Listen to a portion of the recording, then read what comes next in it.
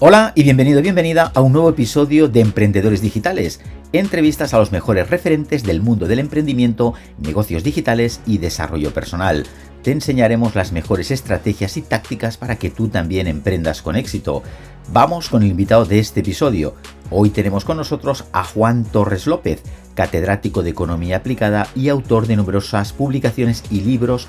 Algunos de ellos han sido auténticos bestsellers. No voy a enumerar todos sus libros, que son más de 30. Los más actuales son Econofakes, El crash de la COVID-19, Economía para no dejarse engañar por los economistas, El capitalismo en crisis, del crack de 1929 a la actualidad. Hablaremos de su último libro, Econofakes, las 10 grandes mentiras económicas de nuestro tiempo y cómo condicionan nuestra vida. Así que quédate con nosotros y disfruta de la entrevista. Buenos días, Juan, ¿qué tal estás? Muy bien, bueno, en estos momentos estoy confinado con COVID positivo, creo que eso no es ninguna novedad en estos tiempos. Afortunadamente muy leve, con una congestión ligera que a lo mejor me afecta a la voz, pero bueno, vamos a intentar, ¿no? que la cosa vaya bien. Muy bien. Era un placer Hoy en estar día, con vosotros y no he querido posponerlo por esta razón. igualmente, encantado de tenerte aquí en un nuevo episodio de Emprendedores Digitales para hablar de tu libro, Econofakes, ¿vale? No sé si se ve bien ahí ahora. Esas 10 grandes mentiras económicas de nuestro tiempo y cómo condicionan nuestra vida, ¿no? Bueno, el tema del COVID y tal, hoy en día me pasa al revés, ¿no? Conozco más gente ya que lo ha pasado que no gente que no, con lo cual, bueno, pues eso está bien, ¿no? Así que nada. Juan, igual que ocurre en otros ámbitos, en la economía no se dicen medias verdades o mentiras sin motivo. ¿Qué es lo que hay detrás? Es normal, ¿no? Que en la economía, como en cualquier otro ámbito de la vida social, yo diría casi que de la vida personal, pues haya eso, medias verdades, haya falsedades o haya mentiras flagrantes. En el caso de la economía, pues también ocurre porque seguramente haya muchas razones de peso para que pues se difundan ideas que no responden a la realidad.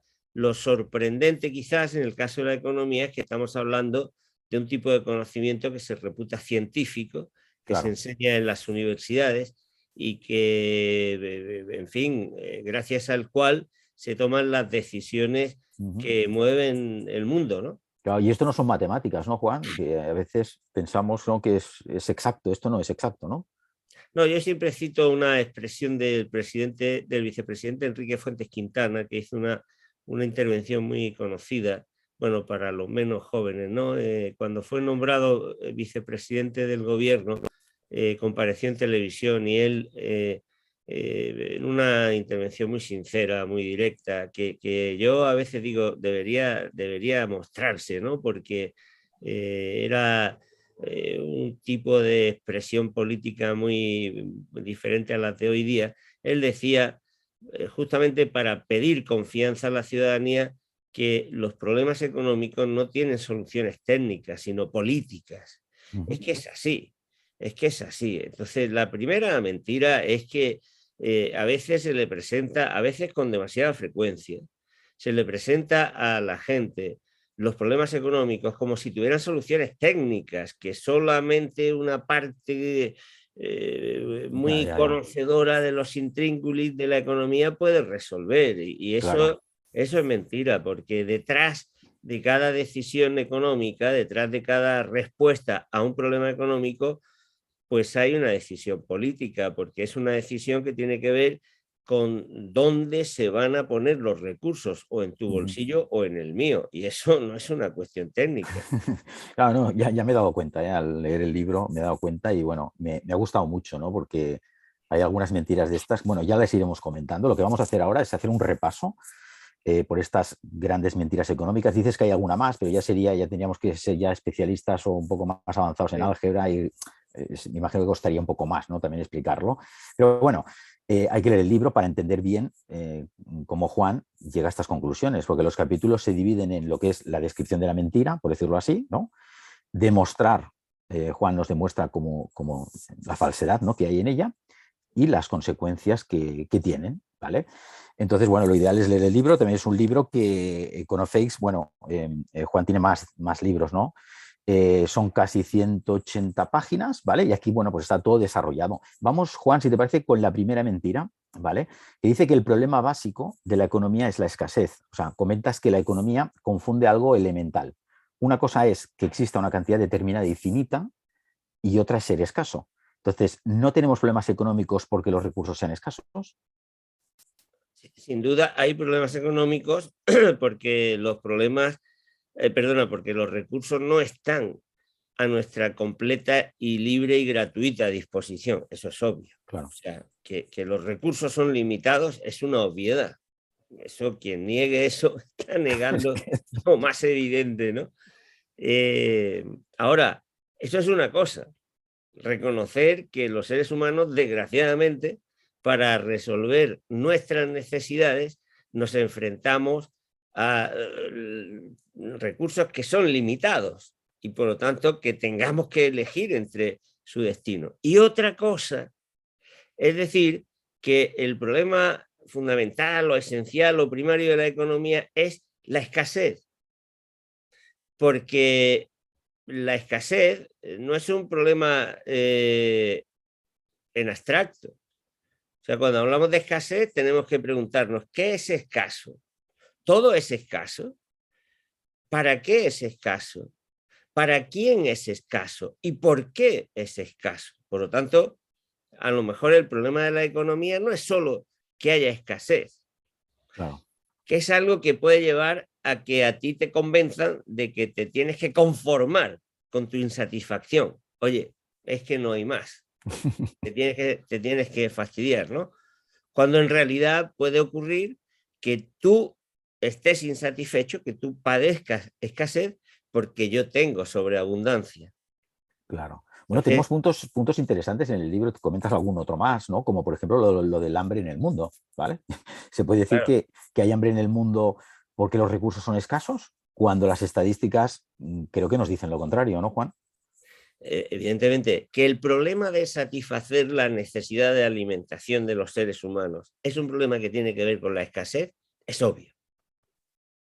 Ahora, que la escasez sea la causa de que haya personas, miles de personas cada día que se mueren de hambre, es falso. Claro. Eso no es verdad. Eso no es verdad. Y por lo tanto, ahí hay algo que está engañando a la gente. Porque no es lo mismo que digas, oye, es que no hay más remedio, es que no tenemos para más, es que este mundo no puede. ¿Cuántas veces oímos eso? Ujú. Y sin embargo, las estadísticas y la realidad de los hechos nos muestra que recursos tenemos, pero que están muy mal repartidos. Claro. Sí, sí, no, está claro. Este capítulo No se ha está. vacunado, perdona, no se ha Sí. vacunado a toda la población mundial como hubiera sido necesario, imprescindible, diría yo, contra el COVID, porque no hay recursos, porque hay escasez de vacunas o porque se han acumulado en unos países o porque ha primado un criterio comercial a la hora de producirlas y de distribuirlas. Claro. Hombre, Más eh, bien los dos últimos puntos, ¿no? lo cual no quita, como a veces, hombre, es que tú niegas que haya escasez. No, yo no niego que haya escasez, naturalmente, eso no lo puede negar nadie. Otra cosa es que el problema básico sea la escasez, porque habrá que pensar como, ¿qué es escaso? ¿Por qué es escaso? ¿Para quién es escaso? Claro, claro, claro. Luego tenemos, Juan, la segunda mentira, ¿vale? Bueno, esta me ha gustado, ¿no? De que todos los años se concede el Premio Nobel de Economía. Anda que yo pensaba, anda que si Alfred Nobel levantara la cabeza, ¿verdad, Juan? O sea, esta mentira digo que es buena porque ya no es que nos engañen a los ciudadanos, que bueno, mira, se puede decir que nosotros tampoco entendemos mucho, ¿no? En general, pero lo que alucino más es cómo engañan a los periodistas, que son realmente los que tienen que cerciorarse de lo que dicen, ¿no? Claro, a mí han criticado algunos porque dicen, hombre, pero si tú igual también dices Premio Nobel de Economía, y es verdad, porque se ha Claro, hecho tan coloquial, ¿no? Que hasta yo que a veces lo digo por comodidad, por economía del lenguaje, ¿no? claro, Pero es curioso, ¿no? Cómo se ha logrado transmitir la idea de que hay un premio que no lo es. O sea, es que Alfred Nobel no creó ese premio, entonces debería haberse dicho desde el principio, pues mire, este es el premio del Banco de Suecia, que es un Claro, banco que tiene una doctrina, por así decirlo, y que además se creó, como explico en el libro, en unos determinados momentos, con una determinada pretensión y, en fin, buscando lo que se buscaba, porque es evidente que si uno ve premio Nobel de Química, premio Nobel de Física, premio Nobel de Economía, dices, oye, eso tiene que pesar, ahí al que lo den, ¿no? A veces se le ha dado a economistas que decían una cosa y lo contraria. Otras veces se le ha dado a economistas que realmente han estado manteniendo tesis que de científicas no tienen nada. claro. Incluso algún economista tan relevante y digamos ortodoxo y que podría entrar dentro de lo que yo critico en el libro, como Hayek, pues él mismo decía que la economía no debería ser objeto de un premio de ese tipo, ¿no? Otra cosa es que se reconozca la tarea de grandes economistas, que a mí me parece magnífico, pero oiga, no diga Claro, usted eso y no transmita una impresión que claramente es falsa, ¿no? claro, Voy claro. a decir algo al respecto y me alegra, ¿no? Naturalmente no voy a pensar yo que sea solo que sea consecuencia de mi libro, pero estoy comprobando que en Wikipedia, por ejemplo, que bueno, hoy es un recurso tan utilizado, cada vez es más frecuente que ya los que han recibido el premio del Banco de Suecia de Economía en memoria de Alfred Nobel, Ya, ya no aparezcan como premio Nobel de Economía. muy bueno, entonces. Ya, es que es flagrante, ¿no? Muy bueno, muy bueno. Sí, sí. Pues vamos con la tercera mentira, Juan. El precio de los bienes y servicios lo determinan las leyes de la oferta y la demanda, ¿vale? Bueno, todos creemos que en esta ley, ¿no? ¿Vale? Que es la que hace, digamos, bajar y subir los precios. Y no solo dices que es falso, sino nos comentas que es 3 veces falso, ¿no? O sea, Sí, es que no, primero no existe esa ley. O sea, una ley es una regularidad que se produce siempre. Decir una cosa que metafóricamente, que literariamente, retóricamente se hable de la ley de la oferta y la demanda, pero es que detrás de eso hay, como explico en el libro, más cosas. O sea, porque además es algo que se puede decir cuando dice, tal ayuntamiento o tal gobierno quiere subir el salario mínimo o quiere poner un límite a los salarios, perdón, a los alquileres. Y siempre, ¿qué te van a decir? Oye, es que eso atenta contra la ley de la oferta y la demanda. Claro, es como si a ti te dicen que o sea, no te tires por el balcón porque eso atenta contra la ley de la gravedad y te vas a dar una piña, ¿no? Entonces, es que no existe esa ley de la oferta y la demanda. Es que es falso hablar así, porque no se puede decir que una subida en el precio vaya a disminuir, por ejemplo, la cantidad demandada de ese bien, porque eso solo va a ocurrir si al mismo tiempo se dan otras circunstancias. claro, ¿Se claro. pueden Bueno, dar las otras circunstancias? Sí. ¿Pueden quedar constantes las otras circunstancias? Sí, en casos excepcionales. Pero como todo el mundo sabe, una ley no es algo que se cumple solo en casos excepcionales, sino que se cumple siempre. claro. No dices, bueno, la ley, entre comillas, ¿no? Funciona así cuando varía el precio del bien. Claro, no cambia la renta del consumidor, ¿vale? Que lo demanda, o si tampoco varía el precio de otros bienes que lo puedan sustituir. Con lo cual, esto es una de las cosas que dice que es imposible que esto ocurra, ¿vale? Claro, porque para que fuera verdad que al aumentar el precio de un bien disminuye la demanda o viceversa, tendría que ocurrir que no cambie la renta del consumidor, pero cualquier persona sabe que si baja el precio de un bien es como si subiera tu renta. Por Exacto, lo sí, tanto, no se pueden dar esas dos condiciones de manera complementaria. claro. O, por ejemplo, como explico en el libro, pues para que haya un precio de equilibrio oferta y demanda, deben ser independientes la oferta y la demanda.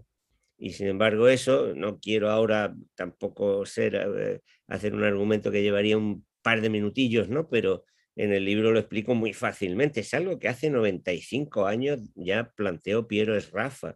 O sea que no es que sea de ahora. Algunos economistas me están poniendo francamente verde por estas cosas que yo he escrito, a veces con insultos, ¿no? No voy a Sí, bueno. mencionar nombres porque son muy desagradables. Bueno, Son comentas parejas. alguno en el libro, no lo vamos a comentar aquí, ¿no? No, pero digo, por ejemplo, en Twitter y tal, porque en Ah, Twitter parece que se baja al es, barro es que a Twitter sí es así. información, pero hombre, Sí. que se baje al barro a insultar a un catedrático de universidad, pues la verdad es Bueno, que es que me Twitter es sorprende. que... Y entonces me dice, no, es que tú te lo inventas, ¿eh? Pero vamos a ver, si eso lo planteó Piero Rafa, eso lo ha planteado Joan Robinson. Cuentan que Joan Robinson fue a dar un seminario a Harvard. Joan Robinson, para que quien no la haya oído hablar, pues es una discípula de Keynes y una profesora brillantísima. No recibió el premio famoso del Banco de Suecia, yo creo que porque era mujer, pero era, bueno, y también porque era también en algunos, políticamente estuvo en Claro, posiciones en algún momento radicales y tal, pero como economista creo que nadie le puede poner en cuestión su brillantez, ¿no? Y su rigor. Y cuentan que ella fue una vez a dar un seminario a Harvard y se subió al estrado en la pizarra y puso pues esta gráfica que todo el mundo que ha estudiado economía la ha visto, ¿no? El cuadrante, la oferta y la demanda que se cruzan. Se volvió a los estudiantes y le dijo, bueno, por supuesto, eso era una broma, como queriendo decir que eso no se puede. Ya se dedicó a explicar por qué. O sea, si es que eso no lo digo yo. O sea, me ponen verde a mí porque digo eso, que matan al mensajero, porque yo claro. realmente eso lleva ya demostrado con teoremas matemáticos de hace mucho tiempo. Pero claro, es muy útil hacer creer que eso existe así, ¿no? Claro, claro. Luego comentas, Juan, que la cuarta mentira, que sería que el capitalismo es la economía de mercado libre y la competencia. Entonces, por muy elemental que sea el mercado, comentas que es imprescindible normas, reglas que determinen lo que se puede y lo que no se puede hacer, ¿vale? Pones también el ejemplo justamente del intercambio de cromos en un colegio, ¿vale? Eh, Eso es un ejemplo que comentas, ¿no? Bueno, y comentas que también decir que existe pues mercado libre porque los intercambios se llevan a cabo a través de la oferta y la demanda. Eso también es otra falsedad. Sí, bueno, la falsedad a la que yo fundamentalmente quería hacer referencia en esa cuarta mentira era señalar que el capitalismo no es verdad que sea el sistema económico de la libre competencia. Ujú. Lo tenemos a nuestro alrededor. O sea, hoy día estamos sufriendo un coste de la energía eléctrica en España y en Europa como resultado de que hay un oligopolio que es una barbaridad.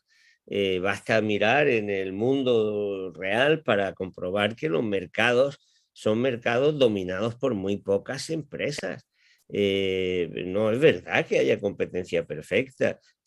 Pero eso no lo digo yo tampoco, o sea, es que me choca que me pongan verde por eso, porque esto lo vienen diciendo desde Adam Smith.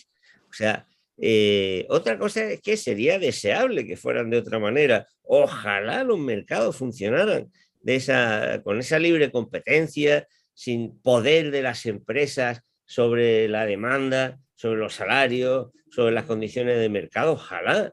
Pero salvo excepciones, en fin, limitadísimas, es que no es verdad, es No, sí, que en tu libro este, Economía para no dejarse engañar por los economistas, ¿vale? En el capítulo 7, ahí tienes, bueno, el capítulo 7 es cómo funciona realmente el mercado de las economías capitalistas, ¿no? Y ahí pones diferentes ejemplos de hasta qué punto unas cuantas empresas controlan y dominan el mercado mundial, que es lo que estás comentando ahora, ¿no? claro, o sea, a ver, podemos pensar como a los liberales, dice, si funcionara de competencia perfecta, sí, pues usted puede eliminar al Estado, usted puede eliminar el derecho, que es lo que plantean, porque estos liberales de ahora que son anarquistas, más bien, son anarquistas conservadores, yo los llamo anarquistas de derechas o anarquistas conservadores, Uh -huh. porque lo que plantean en realidad es la supresión del Estado, cosa que ni los liberales más, en fin, tradicionales se atreven, ¿no? Porque es imprescindible que haya normas para que funcionen los mercados. Y si hay normas, pues ya hay coacción, ¿no? O sea, ya no hay libertad, porque si a ti te dicen que tienes que vender bajo determinadas condiciones, porque si no se puede morir la gente, si tú, Claro, en fin, claro. ¿no? Podemos discutir si es bueno, si es malo, si es mejor que sea más avanzado, menos avanzado, si es mejor que se hagan antes, que se hagan después. Todo eso es discutible. Pero el hecho de que tengamos que discutir de eso significa pues que, que no hay plena libertad, no puede haberla, porque lo que se intercambia en los mercados es algo que afecta a la vida humana, salvo algunas cosas que sean neutras, pero por regla general, el cómo se intercambia y en qué condiciones se intercambia es algo que afecta no solo al precio y a la eficiencia, que ya es importante, sino también a la equidad, a la ética, en fin, a las condiciones elementales de la vida humana, ¿no? Claro, o sea, todo esto, por ejemplo, de economistas como Daniel Lacalle, por ejemplo, o Xavier Sere Martín, digamos, no estarías muy de acuerdo con sus teorías, ¿no? Sería... No, yo con Xavier Sala no tengo yo el placer de conocerlo, con Daniel sí que tengo, no mucha relación personal, pero me precio de tener hasta, yo te diría que afecto, porque yo una de las cosas que procuro es tener afecto a la gente con la que, ¿por qué no le tengo afecto a alguien Claro, que no piensa como yo? claro, no, sí es bueno además, porque así se puede Incluso intercambiar, escribimos claro. un libro con Emilio Ontiveros hablando Se entiende la gente, que por cierto yo creo que ha sido el libro que menos hemos vendido los tres en los últimos años, lo cual es muy significativo de cómo está nuestra sociedad, ¿no? Pero sí, yo no comparto las ideas de Daniel, yo creo que él defiende legítimamente lo que defiende, creo que lo que defiende tiene unos efectos y unas consecuencias y unos beneficios para determinados grupos sociales, él está en su derecho, naturalmente, y yo pues yo escribo otra cosa, no me gusta entrar en el debate, algunas veces lo he hecho, porque yo creo que las personas que nos rodean son inteligentes, son maduras y, y deben de ver a uno, ver a otro y contrastar. Desgraciadamente el problema que ocurre es que la gente que está de acuerdo conmigo no lee a Daniel Lacalle, la gente que está de acuerdo con Daniel Lacalle no me lee a mí, por regla general digo. Y entonces, claro, la gente no contrasta. Claro, yo creo Si la gente que contrastara, pues sí, sí. seguramente, entre las cosas, nos haría movernos de nuestras posiciones a Daniel o a mí, ¿no? Sí. No es que es bueno ver las dos partes, ¿no? Igual que yo te leo a ti, también leo a Daniel, por ejemplo, ¿no? Entonces es bueno porque eso enriquece y al final, bueno, tú tienes luego tus pensamientos, o sea que yo lo veo bien, o sea, no está nada mal. Hombre, no Así es que que lo ve, vamos, te alabo que lo veas bien, es que imagínate la gente, cuánta gente hay, que es como si yo digo a veces, digo, ¿te imaginas no ver la mitad de los colores? No es percibir la que, mitad de los claro, colores. claro, claro, claro, Eh, ¿Qué realidad tendrías? O claro, no ver los matices, ver todo en blanco y negro. claro, claro. Desgraciadamente eso es lo que nos ocurre, porque ¿qué lee la gente? Su periódico, su autor, su libro, el libro de quien piensa como él, ¿no? A mí muchas veces me han dicho, incluso familiares, ¿no? Me dice, cuando yo hago alguna afirmación, que yo procuro no discutir porque no soy persona yo escribo, yo doy mi opinión y que luego cada uno diga lo que quiera, ¿no? Pero a veces me dicen, no, pero ¿cómo dice eso? Si tal periódico ha dicho otra cosa, sí, mira, porque lo haya dicho un periódico es como si lo digo yo, Claro, ¿qué más da, no? fórmate, contrasta, porque a lo mejor la verdad no, No, y no. además depende del periódico, siempre hay intereses por el medio, lo que Pero hablábamos hace un rato. tú lees, o la gente lee, que un periódico, que es el que lee porque es su periódico, afirma una cosa y ya eso es la verdad, Y hombre. eso va a misa, claro, claro.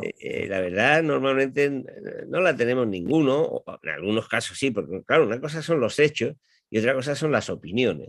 Y yo creo Exacto. que lo que está ocurriendo hoy día es que, como decía Chomsky, la gente es que ha dejado de creer en los hechos, que eso es otra cosa.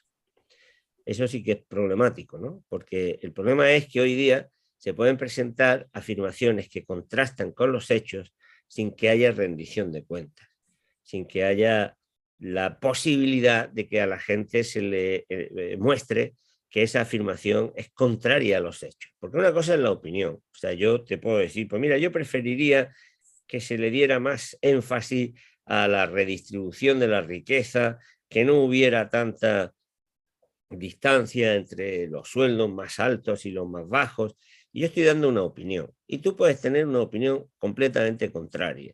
Y entonces lo que tenemos que aprender es saber cómo dirimimos esas diferencias sin tirarnos piedras, sin Claro. tirarnos tiros, porque tendremos que ponernos de acuerdo de alguna manera, ¿no?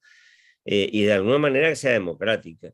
Pero eso es una cosa, pero otra cosa es que tendríamos que eso es lo que yo creo que estamos perdiendo a pasos agigantados, el reconocimiento efectivo de los hechos. Una cosa es que nos pongamos que estemos en desacuerdo sobre la conveniencia de que haya más o menos diferencia salarial, y otra cosa es que tú digas, es que la diferencia entre el más rico y el más pobre es de 2-1, y yo diga, es de 300-1. Oye, eso hay que medirlo. Tenía un amigo que siempre decía, lo que se puede medir, contar o pesar no admite discusión. Ojalá, ojalá pudiéramos ser capaces de constituir una democracia, una convivencia, una relación social que se basara en manejar datos objetivos. Y desgraciadamente lo que estamos viendo hoy día es que prostituimos los hechos. O sea, la gente se inventa los datos. Y eso, Sí, es cierto eso. eso sí que es, eso debería estar condenado. Yo a veces digo una cosa que yo comprendo que a lo mejor no se está muy de acuerdo conmigo, ¿no? Pero yo creo que la verdad de los hechos tendría que ser considerada, los hechos, ¿no? Son un bien público. Tendría que ser como un bien público, ¿no? O sea, lo mismo que yo creo que si tú por tu barrio ahora aparece alguien que va diciendo hay un incendio, hay una bomba, está muriendo la gente, y eso crea un pánico. A la persona que ha difundido eso, yo creo que se le sancionaría de alguna manera, ¿no? O sea, se le reprendería cuando menos, porque ha creado, imagínate que en ese caos pues muere gente Claro, claro. tratando de huir de aquello. O sea, eso es un peligro para la sociedad. ¿Por qué no? ¿Por qué consideramos banal que la difusión de una mentira sobre algo que es crucial para que la gente se haga una opinión sobre lo que está pasando en la sociedad y sobre lo cual luego tiene que decidir, por ejemplo, en unas elecciones, no es condenable? Yo No, creo pero que es que eso hoy en es un día, en la debate. sociedad que vivimos, Juan, me parece a mí que hay que ser, vamos, hay que hacer una carrera ahora para saber la diferencia ya entre un fake, una mentira, la Claro, realidad. Cada vez, claro, como está todo muy manipulado en general, los medios, los primeros, al final, claro, cuesta, ¿no? Cuesta y estamos engañados un poquito todos, ¿no? Por eso, al final claro, dices, o sea, tú puedes decir, no, es que mira, la reforma laboral que quiere hacer el gobierno ha causado el aumento del paro. Bueno, eso es una opinión. Otro, ¿no? Es como si un médico te dice, oye, pues mira, resulta que tú tienes dolor en la barriga porque has estado andando mucho. Y otro te claro, dice, no, tienes dolor pues de no, barriga porque, bueno, cada uno puede tener un diagnóstico, ¿no? Ahora, que tú digas que el paro es 1 millón y cuando es medio, eso no, eso porque no está puedes hacerlo. confundiendo a la gente. Eso es lo que Claro. yo creo que de alguna manera tendríamos que sancionar, porque la verdad existe Ajá. sobre los hechos. Los hechos son los hechos. Es verdad que a veces los hechos no los podemos apreciar con toda nitidez, porque tenemos que recurrir a medios de aproximación a la realidad que son imperfectos, estadísticos y tal, pero nos podemos poner de acuerdo también sobre cuáles son esos procedimientos para que nuestro debate pues sea limpio. Ya Yo entiendo. siempre digo que los teólogos medievales me contaban, no los teólogos, sino algunos estudiosos, historiadores, que cuando iban a empezar a debatir un tema, decían, pongámonos de acuerdo sobre los conceptos que vamos a utilizar.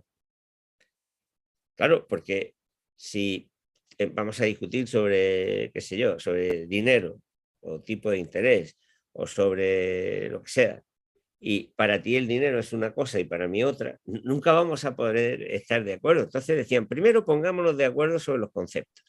Bueno, pues yo voy un poquito más lejos y digo, pongámonos de acuerdo sobre los hechos, para que los hechos no sean un objeto de manipulación y de mentira.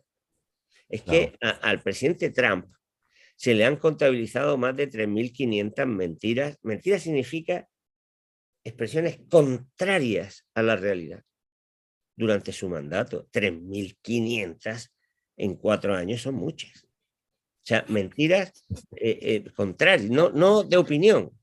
Ya. Digas, no, tú has dado una opinión que... No, una falsedad, un dato falso. Eso es lo que yo creo que a mí me preocupa muchísimo, ¿no? Ya entiendo, pero bueno, que estamos rodeados, ¿no? Y sobre todo presidentes y tal, a ver quién dice ahí, quién dice alguna, ¿no? Sí, a este paso Es que esto, la el cosa récord está... de Trump se va a quedar chico. No va. Muy bien. Bueno, Juan, la mentira, la quinta mentira, ¿no? Que tú comentas, que dice que, bueno, que se recibe como salario, como beneficio, lo que cada cual aporta a la producción, ¿no? Entonces, dices que es una de las mentiras más grandes que además generaciones y generaciones de economistas, digamos que lo van repitiendo sin cesar, esta mentira. Sí, yo tampoco me invento eso. En los manuales actuales de economía que se estudian en las facultades, he recogido frases textuales que lo afirman así, ¿no? Y tiene que ver en gran medida con con la mentira de la oferta y la demanda. O sea, para poder afirmar eso, hay que asumir unas hipótesis que son irreales y se tendrían que dar unas condiciones que no se dan en la realidad, ¿no? Precisamente ahora se va a publicar en España el libro del último premio del Banco de Suecia de Economía, David Card, que mostraron cómo, bueno, algo que ellos no descubrieron, porque ya se sabía de antes, ¿no? Pues que los empleadores, por regla general, tienen poder para fijar los salarios. Por lo tanto, el salario que se fija no es el resultado de una cualidad objetiva de la contribución que tú haces a la producción, ¿no? Incluso en el libro yo menciono cómo algunos manuales, como el de Mankiw, hace, si se me permite la expresión, hace trampa a la hora de poder explicar eso, porque es inexplicable, ¿no? Eso ya además se dieron cuenta algunos economistas hace muchos años, Alfred Marshall. Lo que pasa es que la solución que dieron no era tampoco satisfactoria. En realidad, para fijar el salario, hacen falta tener presentes muchas circunstancias institucionales, de demanda, de oferta, empresariales, incluso políticas, ¿no? Por lo tanto, decir que el salario que cada uno recibe es una expresión objetiva de lo que tú aportas a la producción es materialmente falso. Es que es falso de toda falsedad. Se puede mantener si previamente has establecido unas hipótesis muy inteligentemente puestas sobre el papel, muy brillantemente expuestas y desarrolladas, pero que no se dan en la realidad. Y que además son lógicamente inconsistentes, como explico en el libro. Por cierto, no que lo explique yo, sino que se ha puesto de relieve hace muchos años. No, yo cuando a medida que he ido leyendo el libro digo, ostras, pues las conclusiones, cómo se llegan y tal, claro, es muy interesante, ¿no? Cómo desarrollas cada uno de los puntos, ¿no? Por eso, bueno, es interesante leerlo, ¿no? Luego, la mentira sexta, Juan, dices, bueno, la mentira sexta dice que el dinero es un simple medio de cambio y los bancos intermediarios que prestan lo que depositan sus clientes, ¿vale? Entonces, bueno, lo que sí que sabemos es que no simplemente es un medio de cambio, sino que el dinero es poder. Pero una de las cosas que también comentas, ¿no? en tu libro, que hay un gran porcentaje de la población que no sabe que el banco crea de la nada el 90% del dinero circulante. Y esto yo creo que hay muchas personas que no lo saben, ¿no? Entonces, claro, la gente tiene que entender que cada vez que el banco da un préstamo, se está creando dinero de la nada. Tú lo explicas muy bien en el libro porque pones un ejemplo sencillo con María y Manolo, ¿no? Para que se entienda. Pero es que es curioso que esto es algo que no sé, vamos, que si no te metes un poquito, que no hay mucha gente que no lo sabe, quiero decir. Sí, perdona, es que tenía una presencia. He visto que había un duendecillo. Había un duendecillo. ya Pido lo he visto. disculpas, pero estas cosas son. Pero Juan, no se ha notado mucho. No. Es un duendecillo muy bonito, precioso, que yo tengo a mi alrededor. Y bueno, pido disculpas, pero creo No te que son preocupes, cosas, que esto son pasa. cosas cariñosas, ¿no? Del confinamiento. Sí. Es que es verdad, es que eso es algo que la gente, yo cuando lo explico, se sorprende. También me critican eso y de verdad que estas críticas pecan de iletradas, porque es que no soy yo el que eso, yo eso lo he aprendido, por ejemplo, de Maurice Allais, ¿no? Cuando Maurice Allais, que era un economista francés, físico, liberal, una persona, digamos, políticamente bastante conservadora, pero muy honesta, y lo escribió cuando analizaba la crisis financiera, pues él ponía de relieve y decía que el dinero se crea de la nada, ex nihilo, decía él, ¿no? Y luego después, también lo cito en el libro, pues últimamente, incluso en los boletines del Banco de Inglaterra y del Banco de Alemania, pues se han publicado artículos en los que se pone de relieve que el dinero el dinero que prestan los bancos es lo que crea los depósitos. No ocurre como al revés y como se suele explicar, que la gente llega con sus depósitos a los bancos y los bancos con ese dinero crean los préstamos o dan los préstamos. Es al revés. Claro, eso tiene mucha trascendencia. Primero, es normal que no se sepa, porque, bueno, es normal que no se sepa porque se oculta, a pesar de que eso ya en 1500, en los primeros años de 1500, los teólogos, Luis de Molina lo había descubierto. O sea, más o menos, no exactamente de la misma manera que ahora, como es lógico, pero hace 15 siglos que eso, perdón, 5 siglos que eso se sabe. ¿Cómo es posible que todavía no haya una percepción ciudadana de que los bancos comerciales tienen el privilegio de crear dinero de la nada, porque se lo conceden los bancos centrales y la sociedad en general, ¿no? Y el problema no es que eso sea así, sino el problema es el uso que hacen los bancos comerciales cuando tienen el privilegio de crear dinero de la nada. Claro, si crean dinero de la nada, imagínate que tú pudieras crear dinero de la nada, ¿qué harías? Bueno, a mí me llevan a la cárcel, ¿no? Entonces, pero ¿cómo crean ese dinero? Generando deuda. Claro. Entonces, estamos viendo cómo la deuda se dispara, creando Es un una barbaridad. problemón extraordinario en la economía mundial, y nos están diciendo que es porque tú vives por encima de tus posibilidades, que las familias gastan más de la cuenta, que las empresas es que se endeudan porque quieren. No, hombre, es que hemos dado el control del motor principal de la economía a una institución cuyo negocio es crear deuda.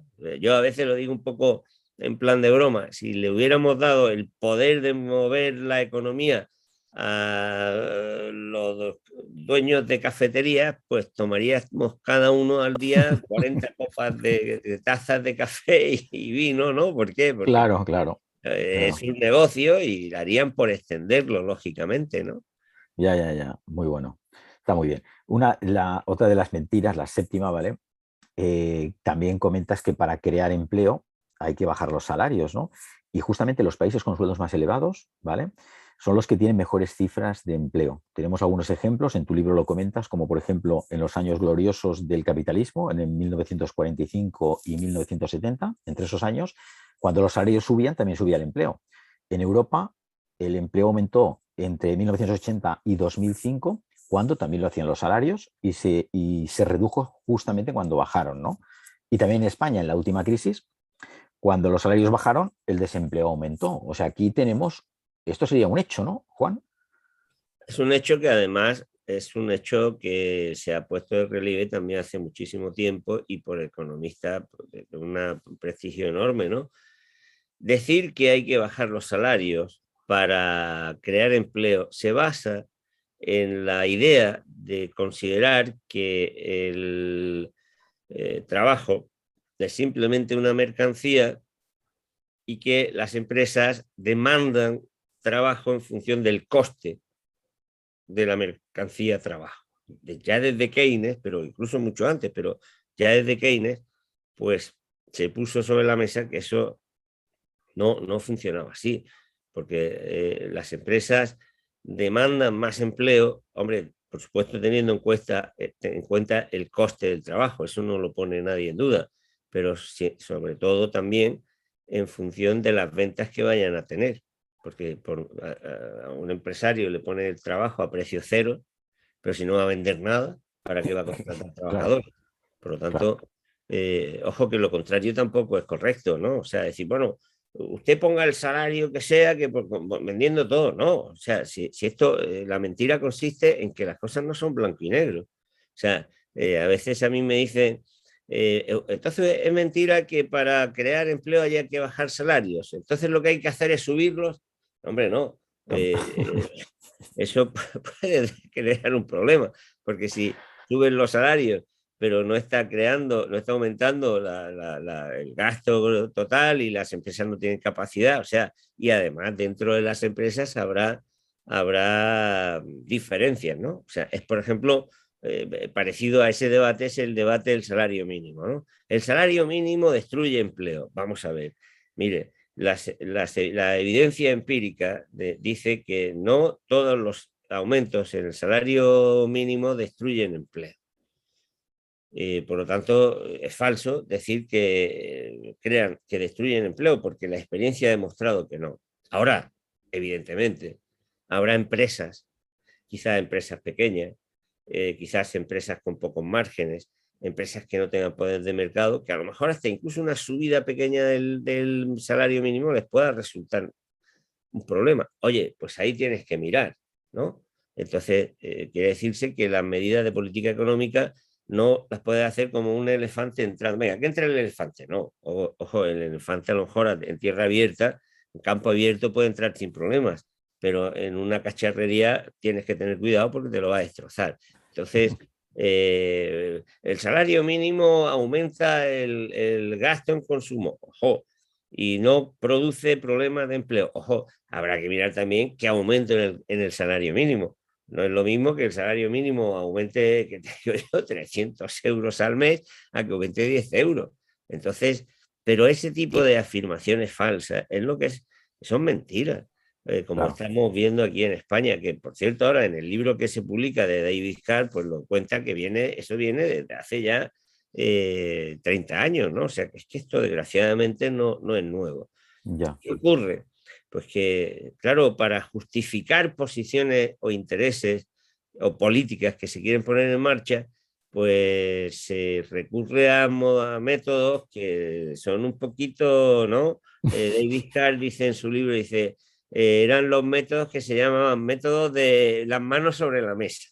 ¿No? O sea, sí, cuando tú estudias esto, pon las manos sobre la mesa. Dime lo que estás haciendo.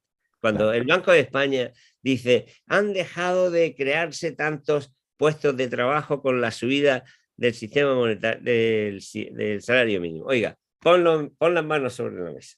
Enséñale a la gente lo que has hecho para llegar a esa conclusión, porque si no la estás engañando. O sea, porque claro, hacer ese tipo de deducciones, ¿no?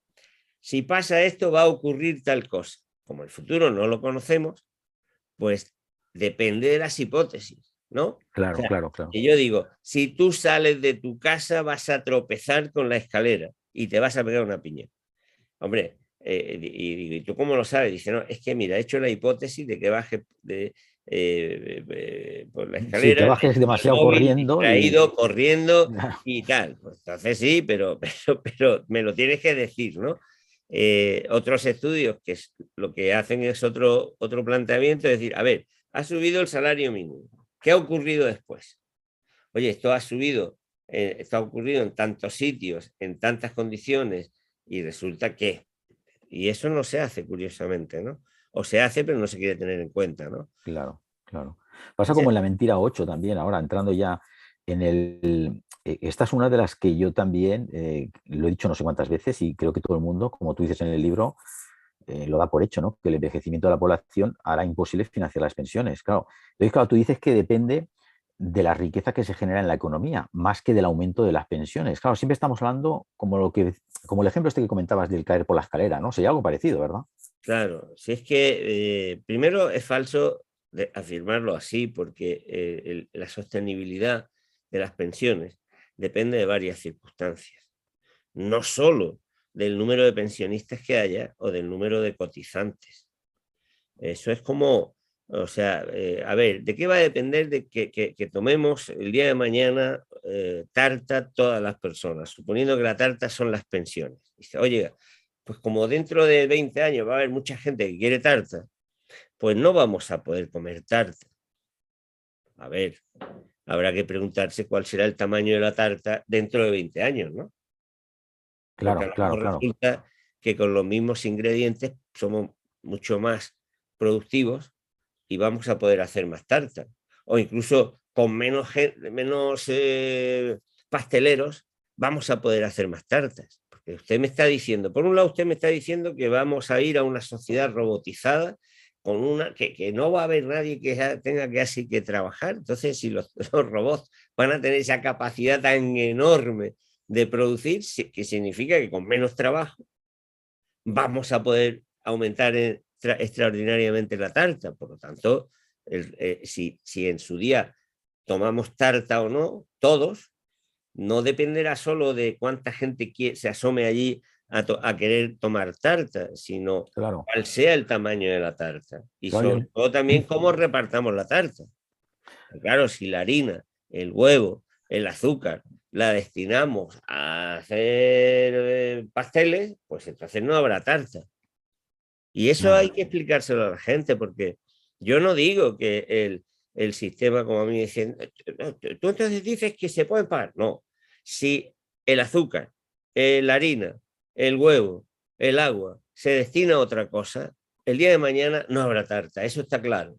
Habrá lo que queramos hacer. Si el día de claro. mañana hay tarta y resulta que llega uno que es más poderoso y se lleva la tarta, los demás, por muy grande que sea la tarta, no van a comer tarta. Claro, claro, O Juan. si vamos a ser tan torpes que antes éramos capaces de aumentar nuestra productividad y ahora con más recursos, con más tecnología, con más robots, con más conocimiento, hacemos una tarta más pequeña, hombre, entonces sí, pero entonces el problema no serán las pensiones, el problema será que es insostenible nuestra sociedad en su conjunto. No, si está claro, Juan, lo que tú quieres dar a entender es que algo como la economía, ¿no? Que no es una ciencia exacta, ¿no? Lo queremos convertir en un 2 más 2 cuando no sabemos que hay un montón de variables que pueden afectar y damos por hecho cosas que no sabemos. Claro, yo entiendo la filosofía que quieres transmitir, ¿no? Entonces, claro, está muy bien verlo de esta manera, decir, claro, ¿cómo lo sabemos realmente, ¿no? Lo que has contado de la tarta. Oye, pues no lo sabemos. Ahora si te preguntan, ¿habrán pensiones para ti cuando te jubiles? Diré, pues no lo sé, le preguntaré a Juan a ver qué me dice, porque no, yo ya no.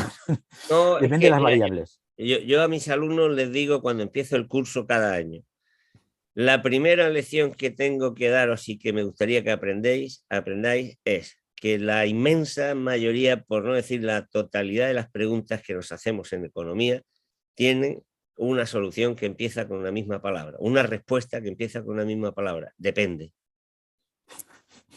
¿Es bueno que haya paro? Depende, ¿no? Depende. Si tú estás buscando trabajo y necesitas trabajar, desde luego es malísimo. Pero si tú lo que quieres es contratar trabajadores con el salario más bajo posible, a ti te interesa que haya paro. ¿Es bueno que los tipos de interés estén altos o bajos? También dependerá, ¿no? Depende. Si tú tienes Sí, 1 millón de euros en el banco, a ti te viene mejor que estén altos. claro, Si tú claro. tienes un crédito, tú necesitas que Bajos. estén bajos. Es que eso es lo que llamamos la falacia de la composición. O sea, es que lo que es bueno para uno no necesariamente es bueno para todos. Claro que sí. Entonces, Claro.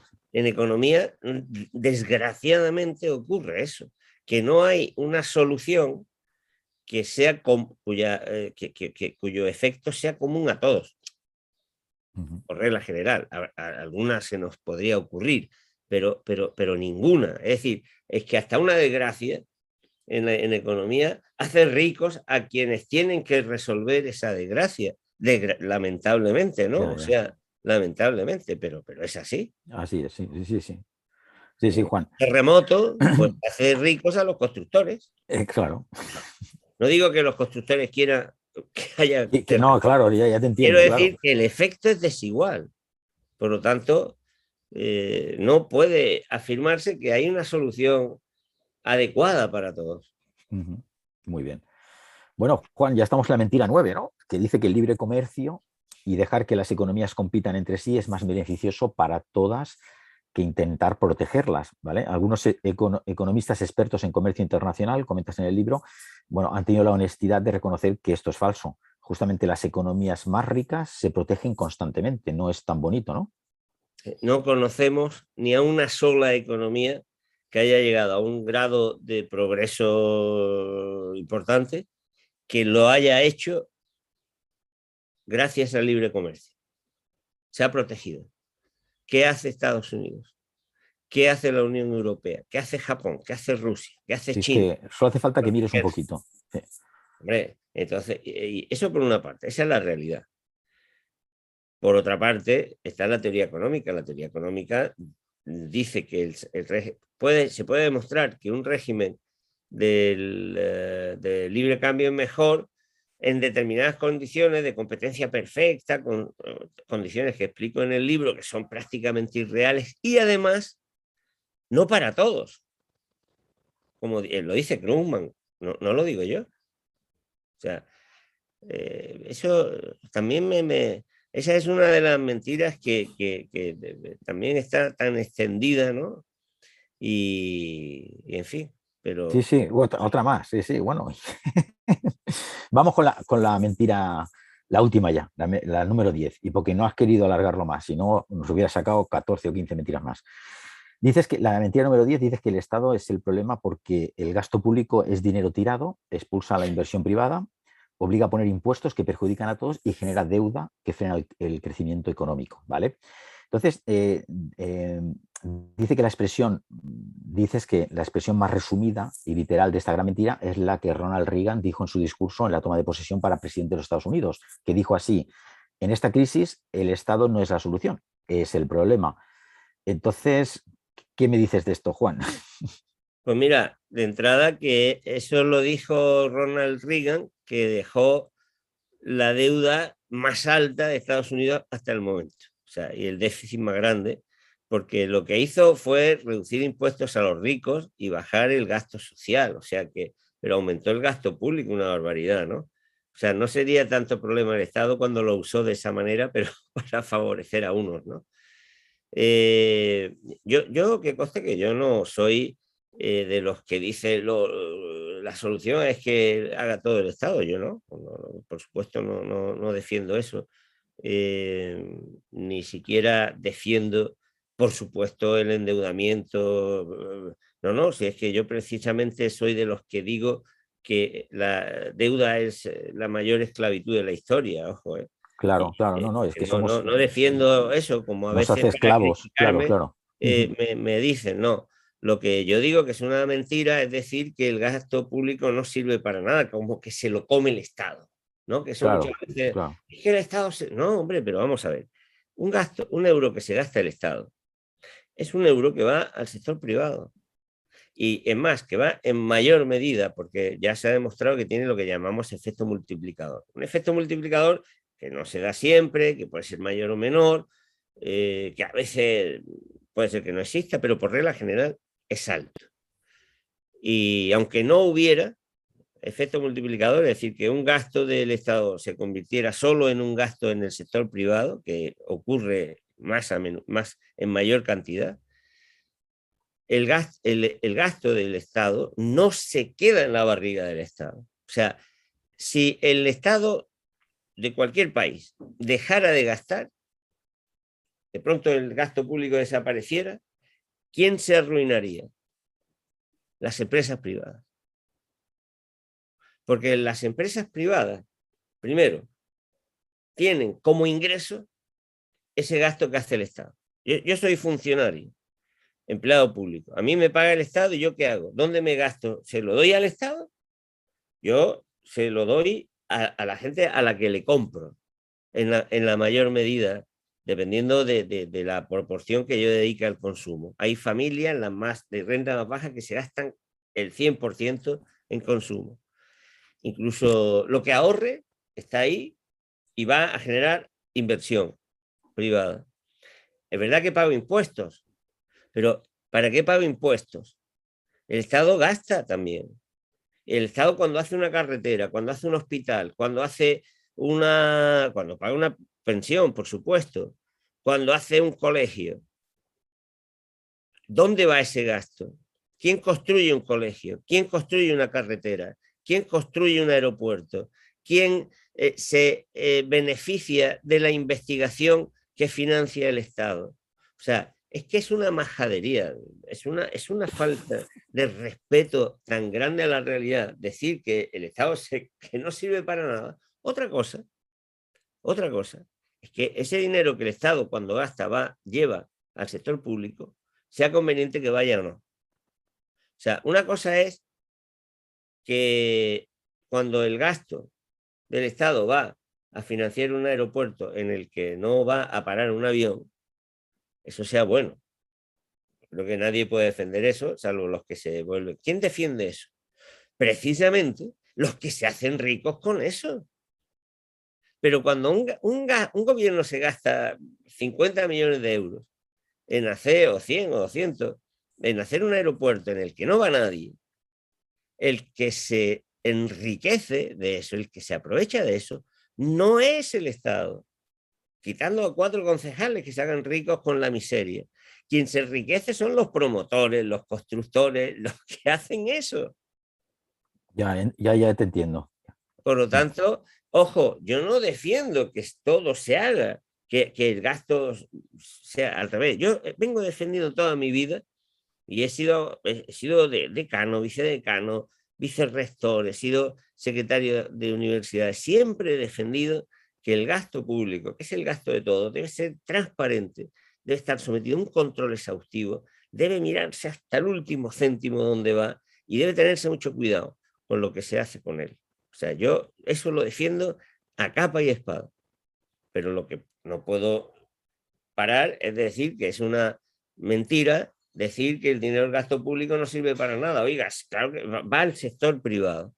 Claro, Y claro. otra cosa es que yo piense que el motor del gasto público, naturalmente, es un motor muy importante para la economía, pero no tiene por qué funcionar con la misma intensidad ni en la misma dirección en todo momento. O sea, habrá, si la economía va bien y la economía tira sola y hay iniciativa privada suficiente, oye, frena los motores del gasto público porque no hacen falta. Y sobre todo gasta bien, gasta en lo que cree más riqueza, en lo que ayude a que las cosas vayan mejor. Muy bien. Muy bien, Juan. Pues nada, hemos hecho un repaso a las 10 grandes mentiras. A ver si se ve bien el libro ahí. Ahí, sí, Se ve ahí. aquí bien, Ahí que estamos ahí con el de está este, ¿vale? tapadillo, Las 10 grandes perfecto. mentiras económicas, ¿vale? Muy interesante este libro de Juan Torres. Tenéis que leerlo. Y nada, Juan, no te vas a librar. Te voy a pedir que nos aconsejes 2 libros, si quieres de economía o lo que sea, no tiene por qué ser de economía, ¿eh? 2 libros que tú digas, mira, de los últimos que hayas leído y que, bueno, que te hayan aportado algo, que creas que para la comunidad de emprendedores nos puede servir. Pues mira, estoy leyendo un libro de Varoufakis. A pesar de lo que pueda, no comparto todo lo que dice Varoufakis, pero creo que ha escrito un libro muy interesante porque da alternativas. Si me permites, aunque sea Sí, salir de cámara un segundo, ya sí, que sí, me lo has claro, sí, dicho, sí, puedes ir a porque lo buscarlo si tengo aquí quieres. delante. Vale, vale. Precisamente lo tengo por abrir. Es un libro que se llama Otra realidad. ¿Cómo Ajá. sería un mundo justo y una sociedad igualitaria? Se puede estar de acuerdo o no con Varoufakis. Él se llama un marxista errático, ¿no? Pero este libro tiene una virtud y es que explora una realidad futura, ¿no? Y bueno, el otro libro que estoy leyendo, que tengo en mi mesita de noche, que es un libro gordo, que lo voy a recomendar porque ya estoy disfrutando, me lo recomendó mi buen amigo Antonio Ampaso, que es astrofísico en la Laguna. Se llama Una historia de casi todo. Desgraciadamente ese no lo tengo aquí, yo creo que el Vale. mejor libro de divulgación científica que hemos podido tener. Yo lo recomiendo, no es de economía, pero primero nos enseña a situarnos en el mundo, en el planeta, ¿no? nos enfrenta a nuestra auténtica magnitud. Y luego además es tan divertidísimo, porque divulga de una manera tan agradable lo que está pasando en el mundo, que yo lo recomiendo porque creo que el que lo lea va a disfrutar mucho.